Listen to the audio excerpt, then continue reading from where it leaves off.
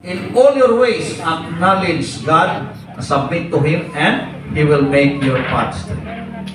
Ang atong dalan everyday sa atong kinabuhi, dili kayo straight. Ang advice ni Solomon, sumala sa iyahang na experience, trust in the Lord with all your heart. Anong heart man ang gigamit? Wala man gigamit ang mind. Kaya kung unsa imong gibati, mapiktuhan ba imong gihunahon? Mapiktuhan imong plano sa imong emosyon. Karong adlaw lagot kay ka. Pero gwapo kay plano tong niaging adlaw. Madaot. Di ba? Tungkol sa emosyon. Karong adlaw imong ka, karong Sunday, manghangit ng pastor, ako'y mag-exhort sa prayer meeting. Gwapo kay kag plano no with all your mind. Kung karong nagiaway man kapag ka kuan. Martes. Di na ko diha. Mga tao diha, mga kuan kaayo. Apektuhan na imong plano. So, ingon si Solomon, with all your heart. Una sa imong heart. Kumusta inyong heart? Nagpabilin pa paghihapon nga trono na sa lang espiritu? Or napuno nagbasura sa mga emosyon na di ba? Ha? Remember this, I always repeat this in my message. Do not allow your heart to become a garbage of bad emotions. Kaya inyong kasing-kasing dili basurahan. Dili na mo dapat labayan diha og mga pagdumot, kasuko, kalagot, kahiubos, sa pa. Kasuya, kangilngig. Ano man, imong heart dili manintaw na basurahan. Your heart must be a temple of the Holy Ghost according to Apostle Paul. Sinulat niya sa 1 Corinthians chapter 6 verse 19. Your heart must be a temple of the Holy Ghost.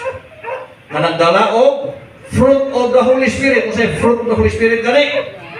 Joy, love, patience, sa long suffering, or whatever. Siyam na kamo. Naba na siyang kasing-kasing ron? Kasi mas daghan, fruit of the Holy Spirit or mga bad emotions. Ang nakakaroon. I-segregate po na, oy. No segregation ba yan? No collection. Basura. I-segregate po na. Nag-i-edge space ang paglihok sa balang espiritu sa inyong kasing-kasing. Do not lean on your own understanding. In all your ways, you shall submit to Him. Sa tanan mong buhaton, wherever you go and whatever you do, always submit to the Lord. Because He knows the right way. He knows the right choice. So every time you choose, if you have plans or desires, always acknowledge the Lord. Amen. Kaya pagsalig ko mo sa imong kaugaling mong pagsabot sa imong kaugaling mong kahibalo. Kaya imong nasabtan, pasig lahi na, kaysa nasabtan sa uban. Kung akong illustrate mong niagi, di ba? Atong na ay number ba? Number 6, ano? Ang isa ka tao to speak ka, ang isa dire. Naglalis sila. Kaya yung itong isa, 9. Yung sa isa, really, 6. Sa dili lagi, 9 na. Sa iyo, 9. Sa 6. Ano naman? Tayo-lay, betag positions kinabuhi. Manayaw na ang tama sa imo, tama po sa uban. Yung mali diya sa imo, mali po sa uban. Dili, oy.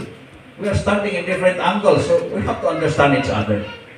So by using our own understanding, dili rin po mahimo. But we trust the wisdom of the Lord. Amen. Amen. Mali manggod ka. Mali manggod ka. Pinaslangay na. Nabinas naman ka na magtiayon. O may kasagaran maglalis kasi lang. Pwede na si Kuyo mo. No? Mali manggod ka. Ikaw mali. Ang wala Kuyo, samot na. Ha? Karelate sila eh. Okay.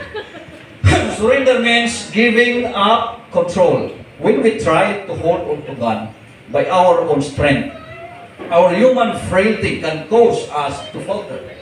But when we allow God to hold us, we rest in His strength, not our own. Surrendering to God involves trusting His will, even when it doesn't align with our plans. Just open your hands unto God. That's how simple. Just open your hands to God. Sometimes, ang makaayo sa toa, wala na align sa itong plano. Pero may plano sa Ginoo kanimo. Because God knows better than we know us. Than we know. Even ourselves. God knows better than ourselves than we know ourselves. Diba? God knows us better than we know ourselves. Mas kahibalo ang Ginoo sa toa. Mas kahibalo siya unsay result ani. Kung ipadayon na to. Ang Ginoo, sobra pa na siya sa result oriented. Eh, kabalo man siya unsay resulta. Kita kay maniguro kung bayota. Pero kung ani akong advice sa altag usa sa tuwa. Kung maniguro ka, salig sa Ginoo, ay mo ay mas sigurado. Ay kung maniguro ka using your own ways, your own opinion, your own wisdom, your own knowledge, na-failure na ka, ma-frustrated ka. So, mana siya. So, doon na tayo mga applications. Una, pray with an open heart, asking God to guide you. So, mag-ampo mo, ayaw Ginoo pag-reserve. Open to the Lord. Apply mo kasi Ginoo. Huwag ko'y mahimo ko ka. Bisang pag na ako'y capacity, bisang pag na ako'y kahibalo, bisang pag na ako'y idea, na ako'y mahimo. But still, I trusted you. My heart, my hand is open for you. My mind is open for you, Lord. Surrender na ko tanan. Ang problema mo sa tao, usak mo surrender kung naglisod na. Actually, I tell you, prayer is not the last recourse, but must be the first choice. Amen. Usak mo tanong po ko na yung himo. Kung ka nang okay ba yan kay kahintang, bibo kayo, ha? Hindi mo, ako niya, nagulog, nagkalisod na ba? Kaluwes Ginoo na yung last choice. Okay. Let go of worries and burdens, trusting that He is in control. So pag ang tao ni surrender sa iyahang kinabuhi as Ginoo, kinahanglan ka. Let go na. Mga prayer meeting, pag uli, huy-huy ka po kabaga. Inabalaka pa kumana, nagampo. Mga application na ito, ani. Mora kaya po ka kung ang gina-istorya na naglugdog ko pras ka sa bukid. Nabukatan ko siya. Nalukoy ang katong driver, gihunungan. Sakay na, nisakay. Mora kaya po, lugdog yan po niya yung karga. Ingon sa matawas dalan, buang. Nakasakay na, gilugdog po kaya po. Ores, ikuan pa niya yung bag. Ibutang rin mo. Na tinong na pag-surrender. Pag niampo na ka sa Ginoo, ayaw nagkabalaka. Marami akong naka-experience ko na ako makikakaw ko kay bakla-bla, may magabi bukid sa una. Ikaw mag-ampo tagaw kay ulit, may tagbukid, ngit-ngit ka, ayaw tayo suga. Ampo, Lord, upan ni may samtang mo lakaw mi, ang among agian na ilasang, may mga nadaw mga hadlok na. Ampo na, maghuman. Mag-inilugay mo may kisay mo na. Nag-ampo nun mo niya.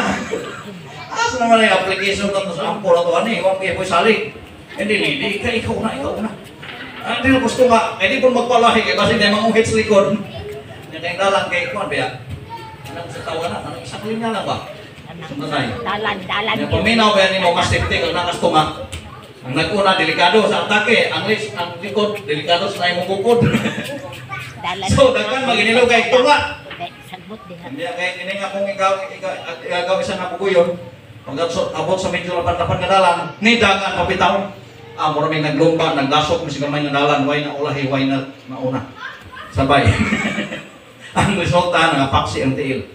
Tungod kay, sa kahatlo, pero human nag-ampo. Mga nasa usahay, ampo ta. Humag-ampo, nabalaka gihapon. Dili mo anak. Ito na. So, sa John 15:5, Jesus said, apart from me, you can do nothing except the reality that we are human. Nawa to na itong matao ta. Kaya kung di na itong madawat nga natin mga weaknesses, kung salig kita sa itong kaulingon. Kita ba ito bisan mga sikat nga nagadagan? Nasa mudguard, nakabutang, trust in yourself. Wow! Grabe yun. Grabe confident. Sayang. Hilong diha. Mamukmo ka, manawat, nilonggan Ginoo. Trust in yourself alone. I know that you have trust in yourself. Nisali kang imong kaulingon, buutan ka, tinuod mo na, kaya ka, may kabalo. Tusgan ka, bright ka, tinuod na. Pero ayaw pagsalig, anak, imong ni Solomon. Trust in the Lord. Trust in the Lord. Do not trust in yourself alone. Okay? Kung i-reaching ni Solomon ang imuhang mga kahibalo, imong abilities, but trust in the Lord. Okay, let's go to the next letter sa word na sure. Letter U. So may buhaton na to na aron matugtan na to ang Ginoo may mubunit na to in our commitment as we live out samtang atong kinabuhi na atong commitment sa atong buhaton. Kaduha, sa to una gani ha? Surrender fully to God. Tapos ikaduha, uphold Him through His Word. So in other words, abide in His Word. Papili niya sa pulong sa Ginoo. Actually, God's Word is the best instruction na atong subayon. Ay wa kinasipyan. No? Daghan man mga pulong nga ginasulti ang mga philosophers, mga scientists. Well, it is good because it is tested and proven with all the experience and experiments. But trust more in the word of the Lord.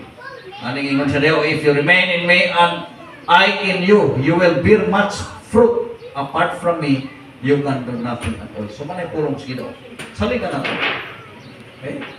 Abiding in God is staying connected to Him like branch to the vine. Sama sa sanga ko nung sanga sa usa ka vine. Ano mga prutas nga kakatay, naka-attach ano? What God emphasized here is the importance of relationship, connection with the Lord. Now, when God hold us, His Word nourishes us regularly. Reading and meditating on Scripture keep us grounded in His promises and direction. So, the challenge for us, para mas malikod imong commitments pag-alagad sa Ginoo, be grounded in God's Word. Amen. Kumusta yung mga devotional? Ang CMT members, ang cell group, leaders, praise team. Nahumana kaya tatong way based on tanong? Bernice? Way based guys, sa atong book of Hebrews.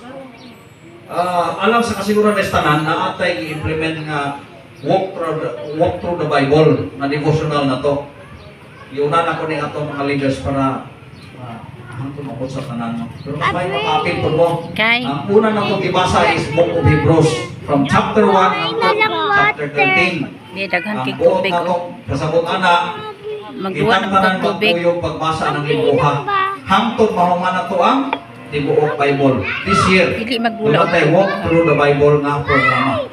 At kung gusto mo ko yung appeal mo, 1 chapter a day lang. Kung di pa kayo, hindi ka na lisod, di ba? 1 chapter a day. Kung di mo ganahan magbasa, kaya di mo kakita, pwede mo gamit ang audio Bible. Pindota lang, makalungog man ka. Ano nga chapter? Tapos ang challenge sa guys, unsay mensahe sa Ginoo kanimo from that chapter. And then, pwede mamili ka o verse nito. Ano ito pa natanag? Mamili ka kanang nahaom sa imo ba? Na-bless ka. Then, mo na imuhang i-memorize. Dili man necessarily nga i-memorize. Kung taas ka memory, pwede rin mo memorize. So, pero kung di mo memorize, basa-basa timan ilang, butangin ilhanan. Para mapadayon na to ang pagbasa sa pulong sa Ginoo. No? Usay, daghan kay tao mga problema, inong tanawag sa mga basa-basa sa Biblia. Ang nagbasa man, baka mo kasabot, baka man may tudlo isang mong pastor, ilong diya. Nagkakalit sa school. Mata-mata sa langit, ang matamaan, change. Okay, wag mo pang ingon nga, hindi na malakit, magsingkalit, pero mas mayo, masayo.